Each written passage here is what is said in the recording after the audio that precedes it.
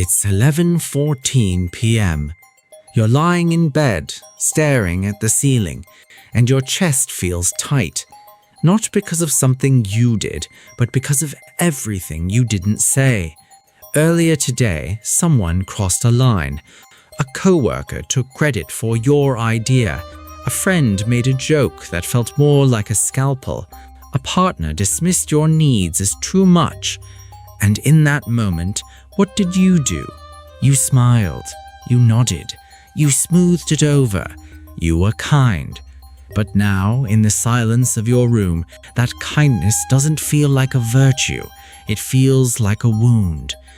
You're asking yourself the question that has haunted every good person since the beginning of time.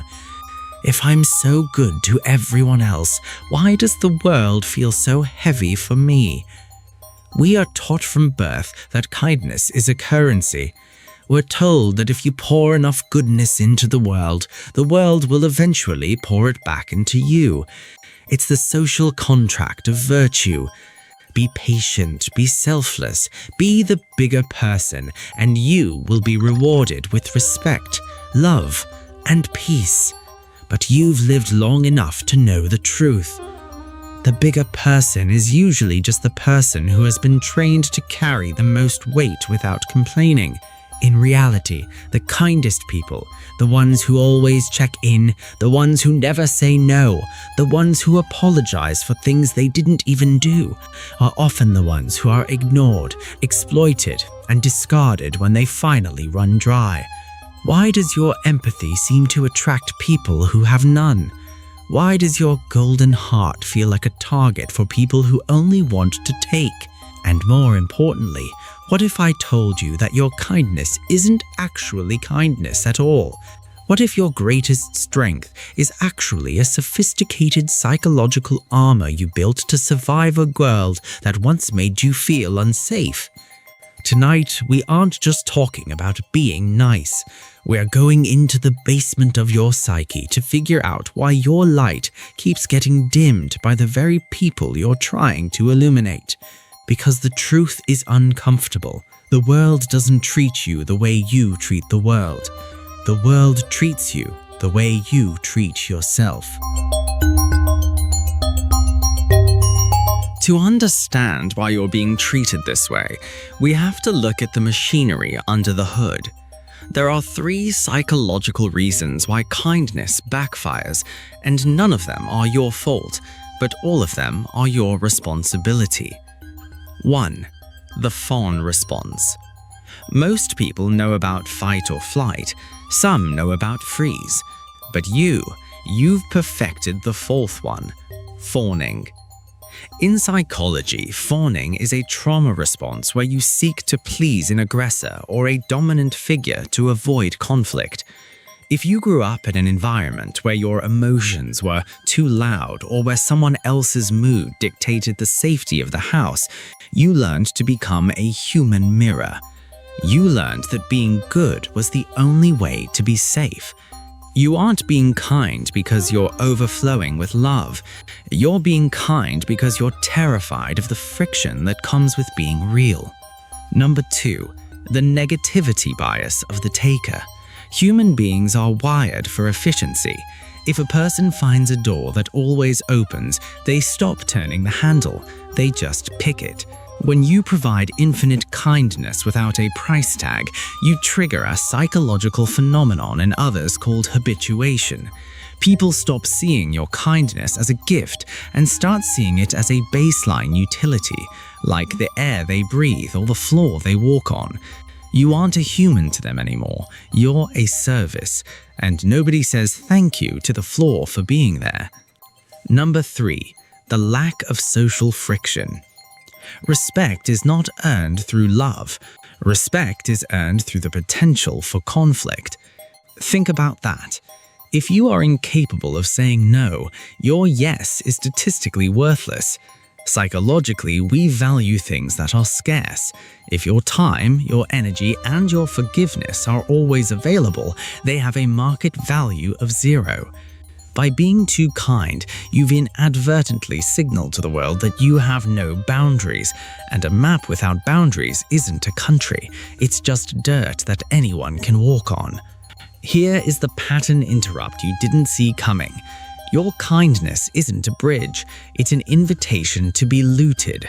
Not because people are inherently evil, but because you have removed the cost of admission to your life.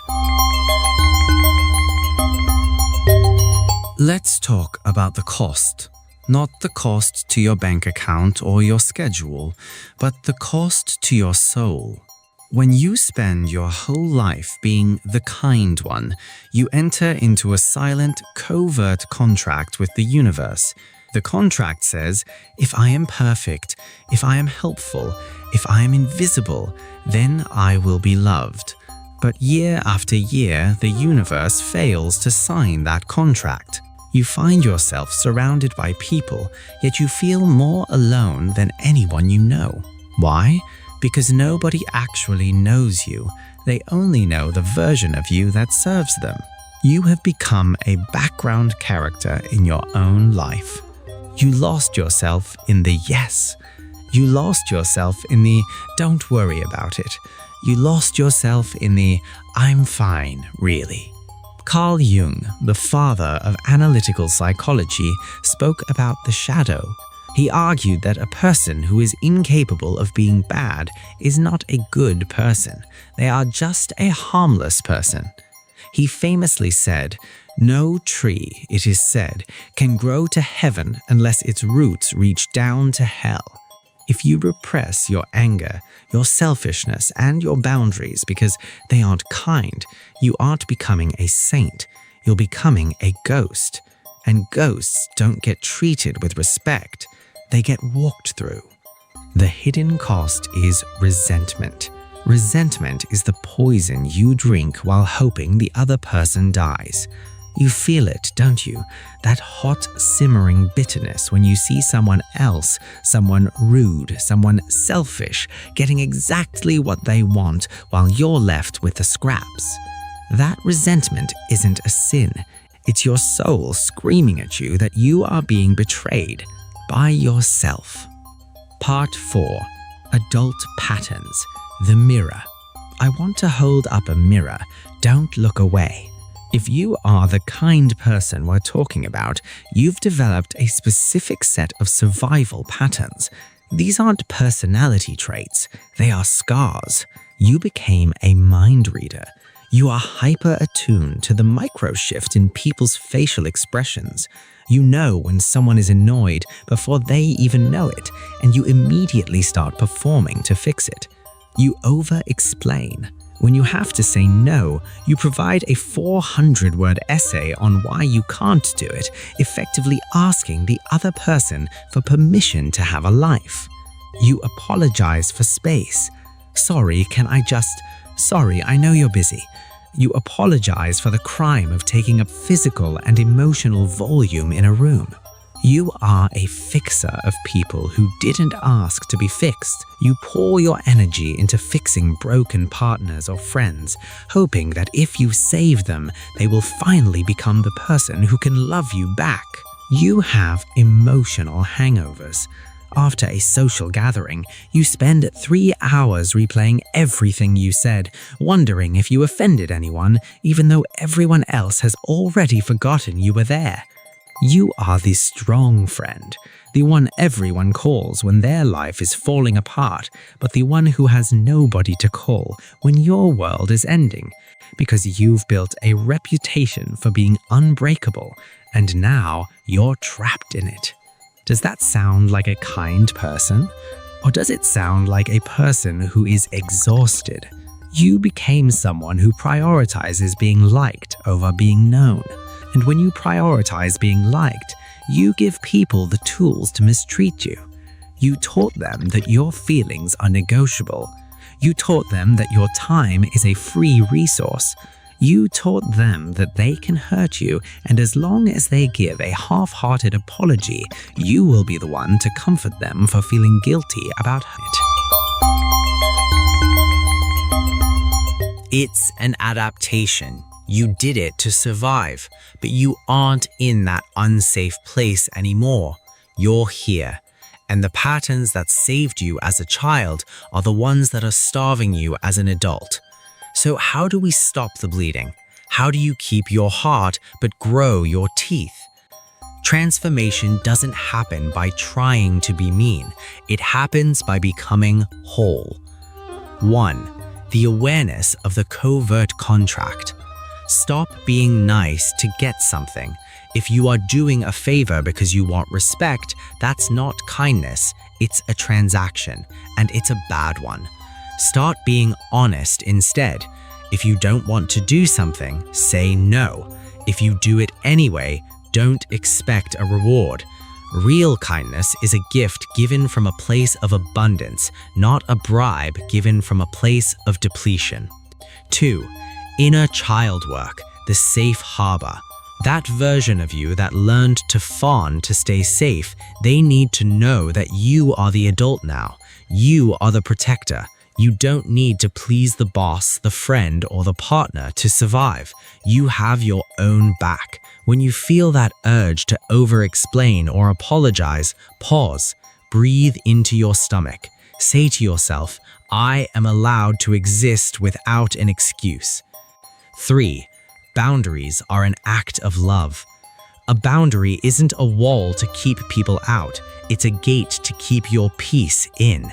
When you tell someone, no, I can't do that, you are actually being the kindest you've ever been. Why? Because you are telling them the truth. You are showing them where you end and they begin. If they leave because you set a boundary, let them go. They didn't love you, they loved your compliance. 4. Emotional regulation, the power of silence. The next time someone treats you poorly, don't jump to smooth it over. Sit in the discomfort. Let the silence hang. You'll be tempted to fill it with an "it's okay" or a joke. Don't. Let them feel the weight of their own behavior. That is how you reclaim your power. There is a quote by the writer Prentice Hemphill that you need to tattoo on your brain. Boundaries are the distance at which I can love you and me simultaneously. If your kindness doesn't include yourself, it is incomplete. For a long time, you thought that being treated the worst was a sign that the world was broken, and parts of it are, but it was also a signal, a flare sent up from your own soul, trying to tell you that you were giving away pieces of yourself that weren't for sale. You don't need to stop being a good person. The world needs your light. It needs your empathy. It needs your warmth. But the world also needs you to be a real person. A real person has edges. A real person has shadows. A real person says, this hurts, and I won't tolerate that, and I am choosing myself today. The people who truly belong in your life won't be scared off by your boundaries. They will be relieved by them, because they won't have to guess where you stand anymore. Stop being nice. Start being wholly you. Send this to someone who feels this but can't explain it.